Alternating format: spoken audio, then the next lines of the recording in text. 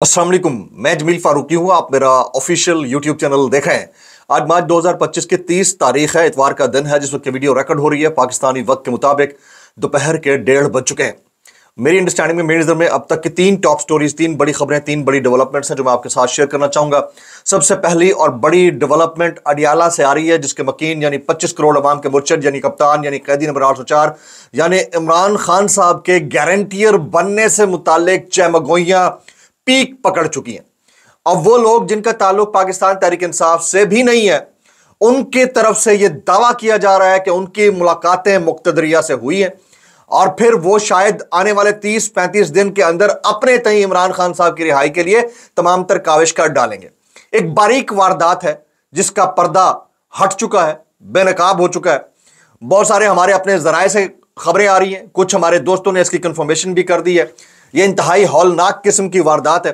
अगर लोगों की इसके ऊपर नजर नहीं गई तो उनकी नजर जानी चाहिए। टॉप स्टोरी रहेगी, इसके ऊपर सबसे पहले मैं डिटेल में बात करूंगा। दूसरा, ये जो मर्दान के अंदर ड्रोन अटैक हुआ था मुबैना, इस ड्रोन अटैक के हवाले से एक तरफ तो सूबाई जो हुकूमत है, केपीके की गवर्नमेंट है, उसका जो स्टांस है वो इंतहाई अफसोसनाक है, दिल गिरफ्तार कर देने वाला है। फिर बैरिस्टर सैफ ने इसके ऊपर बयान दे दिया और फिर जो असल अवामिल हैं उनकी तरफ अगर नजर दौड़ाई जाए तो उससे भी ज्यादा हौलनाक है। क्या इस सारी सिचुएशन के अंदर यह हमला सिर्फ मर्दान के किसी एक इलाके के अंदर था या फिर यह हमला दरअसल केपीके गवर्नमेंट के ऊपर है? इसकी तफसीलात क्या रहेंगी वो भी शेयर करूंगा, कुछ वायरल ट्वीट्स, वायरल बयानात भी।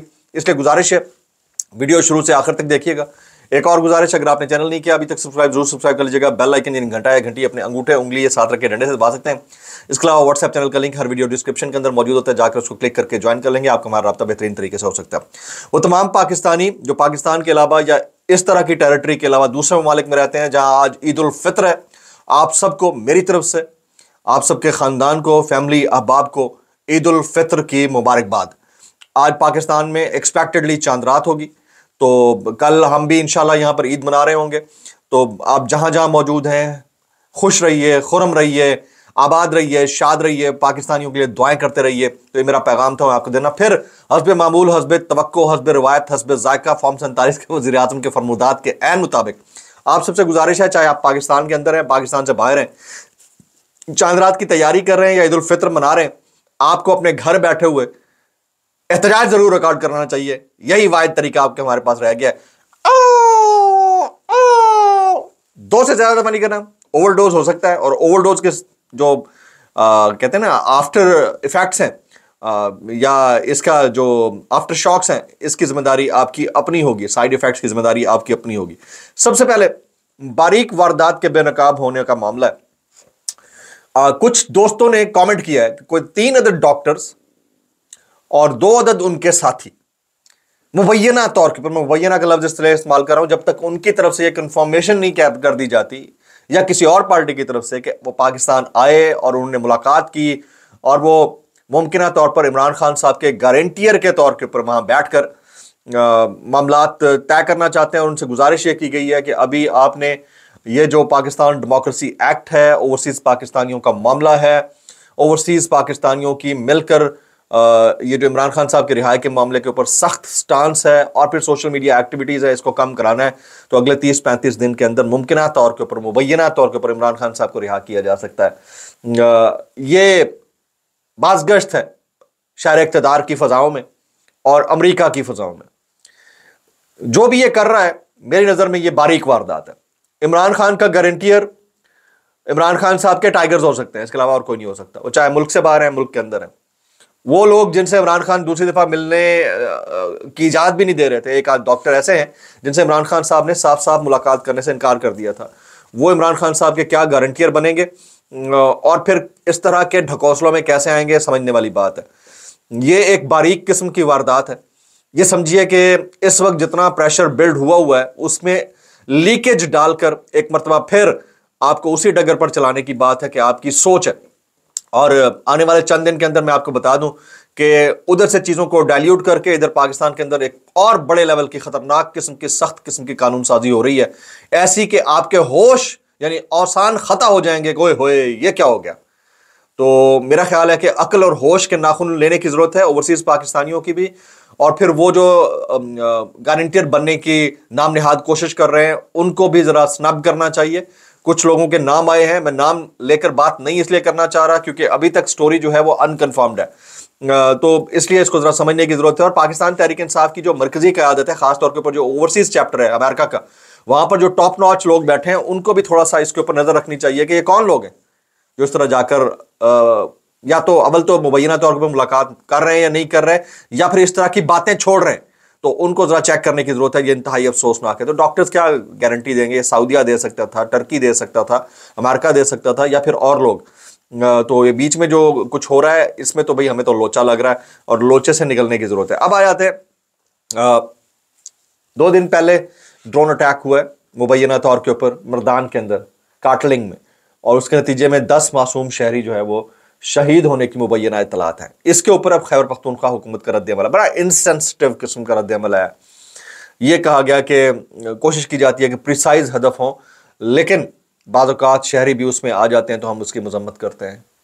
मतलब ये क्या रद्द अमल है भाई? ये जरा सुनिएगा। सबसे पहले केपी के गवर्नमेंट का बैरिस्टर सैफ का जो रद्द अमल है वो जरा सुनिएगा गौर से, फिर मैं आगे चलता हूँ। वो कहते हैं मर्दान के पहाड़ी इलाके काटलिंग में दहशत गर्दों की मौजूदगी की मुसद्दिका इतलात की बुनियाद पर एक इंसदाद दहशत गर्दी कार्रवाई की गई। बहुत ज़बरदस्त बात है। इतलात के मुताबिक एक मुकाम दहशत गर्द अनासर के ठिकाने और नकलो हरकत के लिए इस्तेमाल हो रहा था। बैरिस्टर सैफ बाद मौसूल मालूमात के मुताबिक कार्रवाई के मुकाम के अतराफ में बाज़ गैर मुसल्लह शहरी मौजूद थे। कार्रवाई में गैर मुसल्लह अफराद के मारे जाने का अफसोस है, जिनमें ख्वातीन और बच्चे भी शामिल हैं। क्या स्टेटमेंट है ये एक दिलखराश और अफसोसनाक वाक़या है जो दहशत गर्दों को मारे जाने के नतीजे में रूनुमा हुआ। हुकूमत मुतासरा खानदानों से दिली हमदर्दी और ताज़ियत का इजहार करती है और उनके साथ इस गम की घड़ी में खड़ी है। हुकूमत जख्मियों को फौरी तिब्बी इमदाद की फराहमी, जाँ बाक अफराद के लवाकिन के लिए इमदाद और मुआवजे की फराहमी यकीनी बना रही है। कार्रवाई के दौरान कई अहम मतलूबा दहशत गर्दों को कामयाबी से हदफ बनाया गया जो कि इलाके में जारी दहशत गर्द सरगर्मियों में मुलव्वस थे। ऐसी कार्रवाइयों के दौरान आम शहरियों के तहफ़्फ़ुज़ को हमेशा अवलीन तरजीह दी गई है। बाज़ औक़ात पेचीदा, सुनिएगा, जोग्राफिया, ये बैरिस्टर सैफ साहब हैं, बाज़ औक़ात पेचीदा जोग्राफिया दहशत गर्दों की जानिब से शहरी आबादी में छुपने की हिकमत अमली और ऑपरेशन की हंगामी नौयत के बायस नाख्वास्ता नताइज सामने आ सकते हैं। सबसे पहला सवाल तो यह है कि क्या मर्दान ऐसी टेरिटरी है जहां पर कोलैटरल डैमेज जो हो सकता हो उसको एक्सेप्ट किया जाए और वहां पर ज़मीनी जो एहलकार है वो भेजकर एक्टिविटी ना की जा सकती? क्या वाकई वहां सिचुएशन इतनी सेंसिटिव है? पहला सवाल यह। दूसरा सवाल यह है कि केपी गवर्नमेंट इसके ऊपर वजाहत देकर अपने पांव पर खुद कुल्हाड़ी मार रही है। जिन्हें वजाहत देनी चाहिए उन्हें देनी चाहिए, आप क्यों दे रहे हैं भाई? तीसरा, अगर इमरान खान साहब होते हैं तो क्या इस ड्रोन अटैक, मुबैना ड्रोन अटैक के ऊपर उनका यही रद्द-ए-अमल होता? 10 मासूम सिविलियंस मारेंगे। उमर अयूब साहब का मैं स्टेटमेंट देखा था, वेरी इंप्रेसिव। उन्होंने कहा एक भी जान जाए तो क्यों जाए भाई, ये इनसेंसिटिव बिहेवियर है। तो और फिर जहां जिसको वजाहत देनी चाहिए क्या उसको नहीं देनी चाहिए? आप क्यों दे रहे हैं?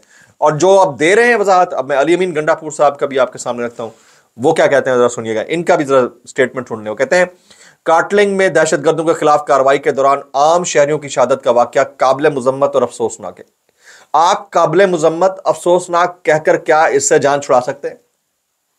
अली अमीन गंडापुर साहब अपने जमीर से खुद पूछें कि इमरान खान साहब यहां होते हैं जिन्होंने ड्रोन अटैक्स के खिलाफ धरना दे दिया था 20-21 दिन का, वो ये वाला स्टेटमेंट देते कभी?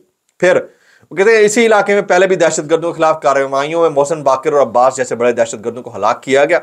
सरकारी इतलात के मुताबिक हफ्ते की सुबह इस इलाके में दहशत गर्दों के खिलाफ कार्रवाई के दौरान 12 दहशत गर्दों को हलाक किया गया। अब जो ख्वातीन और बच्चों की या वहां पे जो सिविलियंस थे उनकी तो तस्वीर भी आ गई, रिपोर्टिंग भी हो रही है वहां पर मौजूद रिपोर्टर्स की जानिब से। इसकी डिटेल्स क्यों नहीं आई अभी तक? ये भी सूबाई हुकूमत को दे देनी चाहिए। इस कार्रवाई के दौरान आम शहरियों की शहादतों के अफसोसनाक वाक़े की तमाम पहलुओं से इंक्वायरी की जाएगी। किस मुल्क के अंदर आज तक इंक्वायरी, और कितने, इमरान खान साहब के ऊपर जो अटैक हुआ था उसकी इंक्वायरी हुई है आज तक?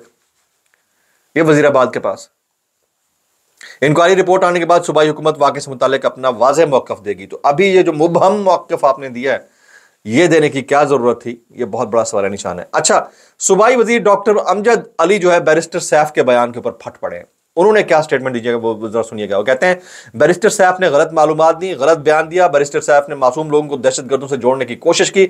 लगता है बैरिस्टर सैफ गड़बड़ कर रहे हैं, इनके पास सच्ची इतलात नहीं है, वो वज़ीर इत्तलात हैं। मैंने वज़ीर आला को हक़ाइक़ बताया कि यहाँ सब सिविलियंस थे।